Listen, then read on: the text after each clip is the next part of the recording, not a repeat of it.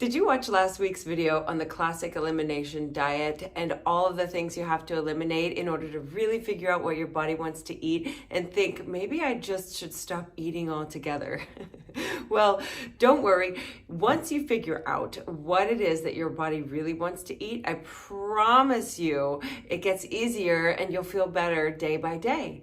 But this week we are talking about not eating. That's right. We're talking about the different types of fasts that are out there, from intermittent fasting to bone broth fasts to master cleanses, you name it. And you're going to find out my favorite picks that I think are beneficial in the world of fasting, and then the ones that I don't recommend quite as much, and when and where they might be appropriate. Before we get started, make sure you hit that subscribe button and the notification bell so that you're notified each week when we release our fresh new content and you don't miss a beat.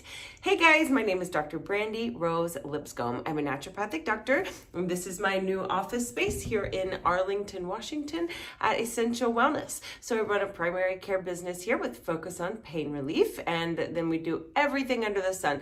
Blood draws, ordering imaging, prescribing drugs, anything that you want within sound medical judgment can happen here in my office, especially if you're in the state of Washington. And if you're not, and you'd like some information about coming up for a consultation or a round of treatments, hit me up, let me know, and I'm sure we could work out something to suit you. And I also run 2 online programs. One is for the general public all across the United States, and it's called the Pain Eraser and Rapid Recovery Program. And the Pain Eraser program is teaching home users how to use my favorite little medical devices, non-invasive neuromodulators. These lovely little handheld space-age devices from Russia that relieve pain, kind of reprogram the nervous system, and stimulate your body's ability to truly heal itself. So normally I'm talking about those devices and talking about pain, but I decided to do a 5-week series about weight reduction for pain reduction. For a lot of people, weight is a huge factor that plays into how much pain they experience on a daily basis.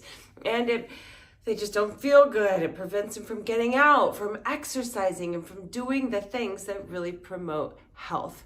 The first week we talked about the conditions that benefit the most from weight reduction. And last week we talked about doing a classic elimination diet in order to really figure out what it is that your body would like to eat. And this week we're talking about fasting. Let's dive in. So let's start by saying that if you are underweight or malnourished or you have a low BMI, then none of the information that I'm about to share pertains to you. Okay? So the first fast that we are going to talk about is one of my favorites, and it's intermittent fasting. And intermittent fasting is just like what it sounds. There are times that you don't eat as much or as often. So the most classic form of intermittent fasting, and there are lots of them out there. I'm going to go over my top 2 favorites. The most classic form of intermittent fasting is 16 and 8. What 16 and 8 means is that 16 hours out of the day, you're fasting. Nothing but water, herbal tea, or black coffee. And then the 8-hour window is your eating window. So for instance, you might fast with nothing but water, black tea, herbal coffee until 10 a.m. and then allow yourself to eat normally throughout the day, making sure that all food, wine, any consumption of any calories ends at 6 p.m.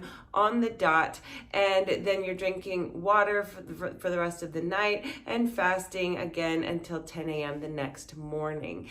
This is really achievable and easier than it sounds. It's easier than I thought it would be. And that's one of the things I really love about the 16 and 8 intermittent fasting.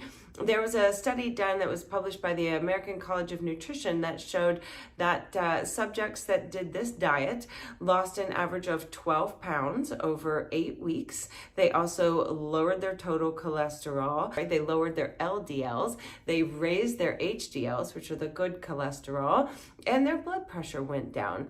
Lovely, right?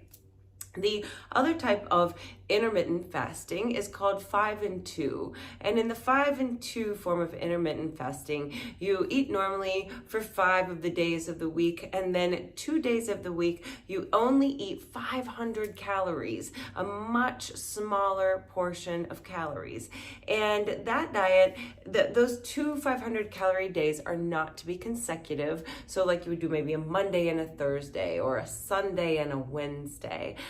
That's a diet that's great for people who don't like calorie restriction throughout the week. They don't like the rules of fasting. They just want to eat normally, but they say, I can do anything 2 days out of the week. If you think about it, the 2-day calorie limit can really make a big difference in your overall weekly calorie consumption if you look at a year of time. So I like the 5 and 2 for people who aren't able to do the 16 and 8. That type of a rule just doesn't really fit them very well. And the third type of diet that we're going to talk about is the bone broth diet, or bone broth fasting. Bone broth fasting means that you take 1 day a week and you simply drink bone broth throughout the entire day. You can also drink water, you can have some black coffee, but you're not taking in foods during the day. You're drinking bone broths. Why bone broth? Bone broth is loaded with L-glutamine and glucosamine and collagen, nutrients that are super beneficial for healing the gut, the lining of the intestines. They're great for your skin, they're great for your joints, improve your wrinkles, heal your gut, and lose 12 pounds, right? That's the claim of the bone broth diet. So the bone broth diet is a 21-day diet that has, you eat like a paleo diet throughout the week, and you pick 2 days during that week that you simply just drink the bone broth.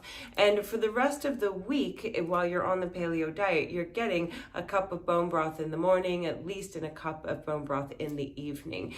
And there's a lot of science and evidence to really back up the bone broth diet. And I would definitely say, as long as you're not a vegan or vegetarian, that I'm a fan of the bone broth diet. And if you combine the bone broth diet with that 16 and 8 intermittent fasting window, wow, that's when we really start to notice that we're slimming down and we're starting to feel better. And it's a great thing that, it's not a diet that I would want to live on for the rest of my life, but it is a fabulous thing to do maybe twice a year to really give your cells that healing edge. Third kind of diet that makes the list of things that we're going to talk about today is the Master Cleanse. And this one's been around for a really long time. The Master Cleanse basically uses some water with salt in it in the morning, drinking about a quart of warm salt water to really flush your bowels, have a very laxative effect. And then throughout the day, you're not eating any food, you're drinking this Master Cleanse lemonade. That's basically 64 ounces of filtered spring water, 2 organic lemons, the juice of 2 organic lemons squeezed into that water, maybe a quarter to a half a teaspoon of cayenne into that 64 ounces of water. And let's say maybe 6 to 8 tablespoons of maple syrup. And that is all you consume throughout the day, in addition to plain water. And at night, you might have one more herbal laxative tea to really keep those bowels flushed out. Now, I've tried that cleanse when I was in college, and I definitely lost a lot of weight on that cleanse. It felt good while I was doing it. The interesting part was that I wasn't hungry because of the nutrients that you get from the maple syrup, which has to be real maple syrup, by the way. We're not talking about corn syrup and flavoring. We're talking about real maple syrup. That's where we get our vitamins and nutrients. Along with the lemon juice, you're getting your vitamin C. So it's interesting that you're not really that hungry when you're on the Master Cleanse formula. But it's not a diet that resets your metabolism. It's not a diet for long-term weight loss. It's something that, if you like it and it feels agreeable to your body, I don't see any harm in doing a 7-day master cleanse once a year. But it's not something that I really utilize a lot in my wheelhouse of what we do to help someone lose weight and get back on track.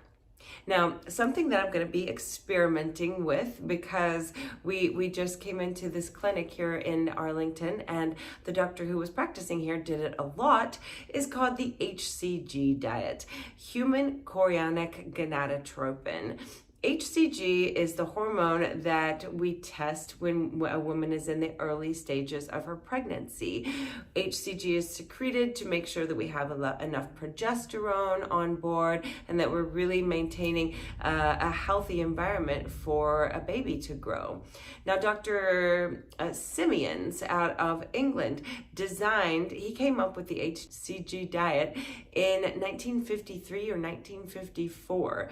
And it has been popularized on certain late night TV infomercials, and you'll find lots of doctors who do it and swear by it, and then other doctors who say there's absolutely no science behind it. And what's interesting is, honestly, there's not a lot of science behind it. Why does HCG seem to work to keep someone on this really low calorie diet for 21 days without feeling hungry? We don't know yet.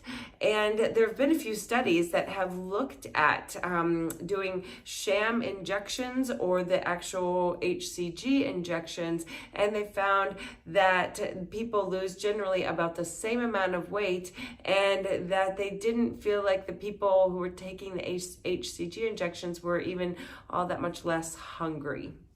So, is the HCG diet just a big starvation fad? I don't know, but I promise you I'm going to find out. I'm going to experiment on myself here in the next couple of weeks with this diet, and I will let you know my results, of course.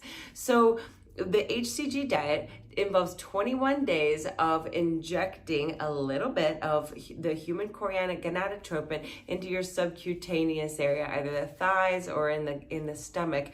And during that time, the first 2 days of the diet are like a loading phase where you're eating tons and tons of fats and getting that HCG into your fat. And then you go on a really strict 500 calorie per day diet. You're getting 2 servings of fruit, 2 servings of protein, and 2 servings of vegetables a day, along with maybe a couple Melba crackers or little toast sticks.